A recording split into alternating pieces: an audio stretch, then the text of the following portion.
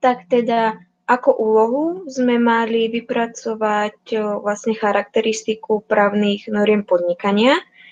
Ja som si vybrala charakterizovať akciovú spoločnosť a vlastne túto celú pojmovú mapu som vlastne tvorila v aplikácii Context Mind.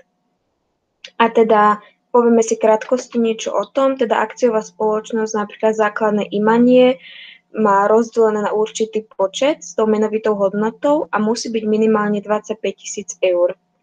Napríklad akciová spoločnosť môže byť verejná aj súkromná a teda vlastne akcia je teda cenný papier a doklad o kapitálovej účasti v spoločnosti.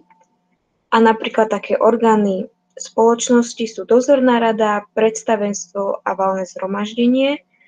A táto celá akciová spoločnosť zodpovedá celým svojim majetkom a má neobmedzený počet akcionárov.